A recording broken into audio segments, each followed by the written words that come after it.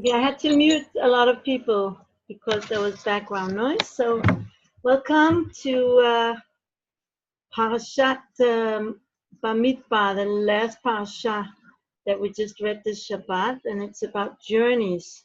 And this is the time in the summer that we like to travel, and it's we have the same travels that Jewish people travel in the wilderness. Every individual, we go through different stops in our life, different journeys, whether it's external journeys or internal journeys. Every stop on our journey, there's something to receive and to elevate.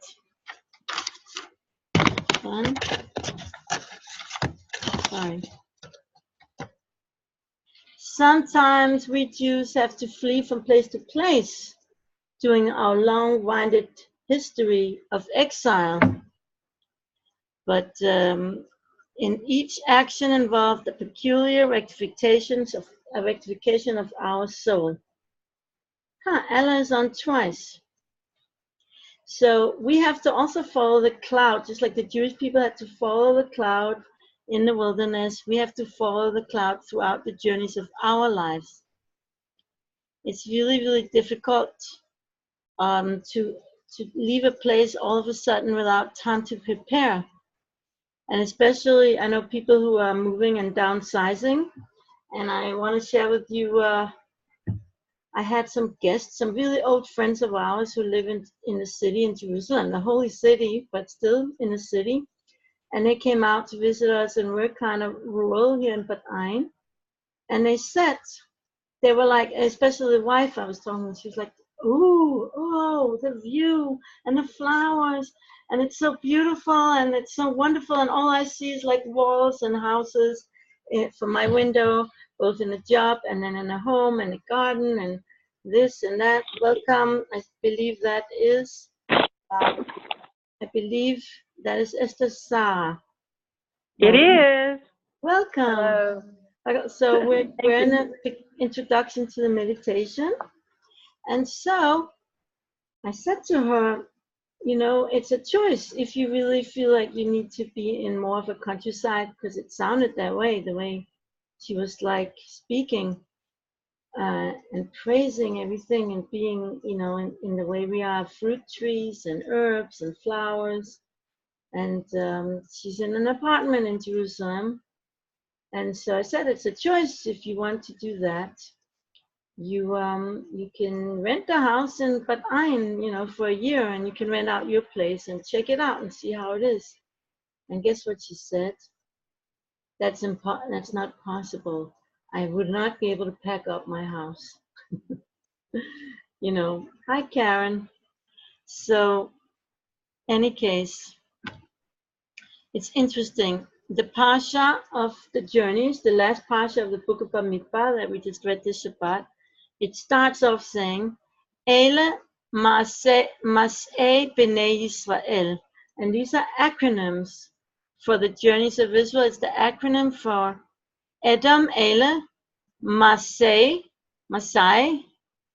Media, B'nai, Babylon, Yisrael, Yavan, Yud for Yavan, Greek, which is Greece. So each of the first four words of the Parshat Masai is an acronym for one of the four exiles that the Jewish people went through. And as we mentioned, it's all about extracting holy sparks. There were 42 different stations for the Israelites in the desert, and even in the places that there were a lot of snakes, vipers, scorpions, and impure forces, in those places, there were a lot of holy sparks buried that they needed to extract. And that's why they had to go to these places. So we also, wherever we have to be, we were exiled for 4 years to 2 different places in America. And I surely feel that there was a purpose for that. The higher something is, the lower it falls. Today, we're also surrounded by impurity all around us, making our world filled with negative lower forces, which is a perfect breeding place for fallen sparks. by strengthening emunah and actively searching for Hashem in whatever situation we are. Sometimes the journey is inside of ourselves. You know, in whatever place we may be lost, we may feel I'm lost here. We can extract Holy Spark from that place. Okay, so now we're about ready for the meditation. So welcome Suzanne, Anna, Ella, Karen, Estesar, Evgenia, and Sharon. And I just love if we could see you all. Like I just see right now the beautiful faces of Evgenia and Sharon, and I love to see two other faces in addition to my own, so I don't just like stare at my own face, but it'd be wonderful to see everyone's faces. I think it's just like it really gives more energy into the session. So if it's possible, it'd be amazing. Oh, what happened to Suzanne? All right, she'll come back. So now close your eyes, make yourself comfortable, breathe slowly, and let all your thoughts and all the background noises pass through you as you inhale and exhale slowly and rhythmically. And now visualize the word Masai, my journeys. Inhale Mas, Mem Samach. Exhale I, Ein, Yud. Whatever you can do. Inhale Mas. Exhale I.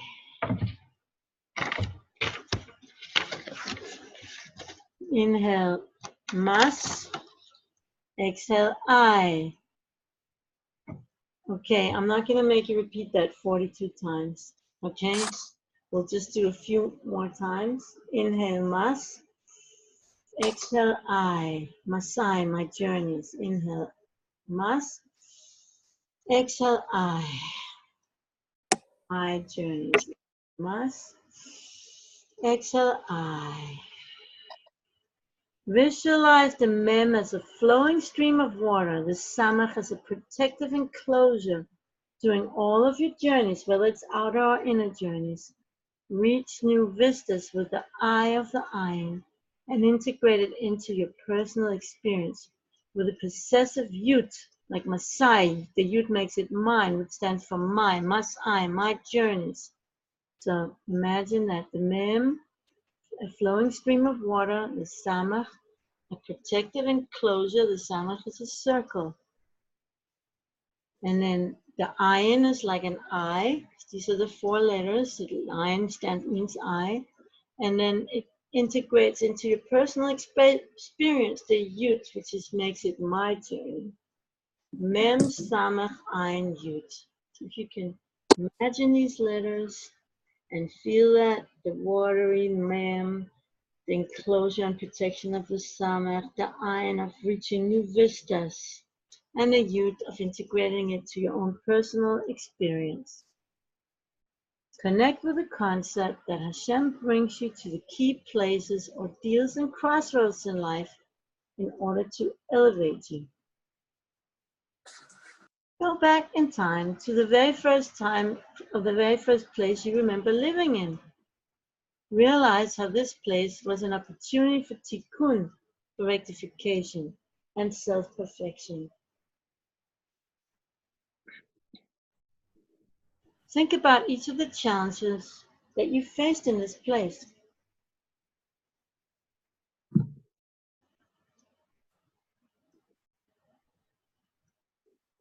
In your mind's eye, send Hashem's light to each of these challenges, accepting that they were divinely sent in order to purify you.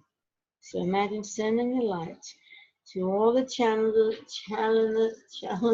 that you can recall at this moment in the different places that you lived, or in the first place that you lived. Send the light of Hashem there.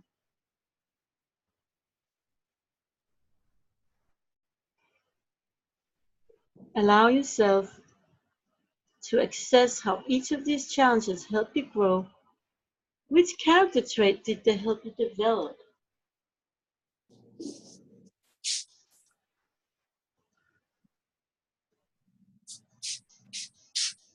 Reframe each challenge as being the best and most inspiring opening.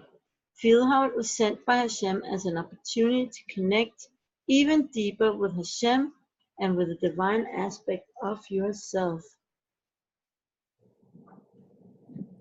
So you can repeat these last steps with other places you lived, maybe in different meditations you do on your own. You can order that book with these meditations, Complete the meditation by sending Hashem's light to each of the places you meditated on, and then send Hashem's light to the place you live in right now.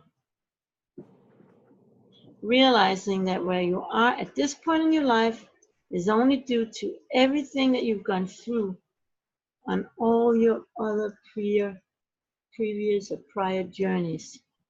So these are the journeys of the Israelites who had left Egypt on their way to the Holy Land.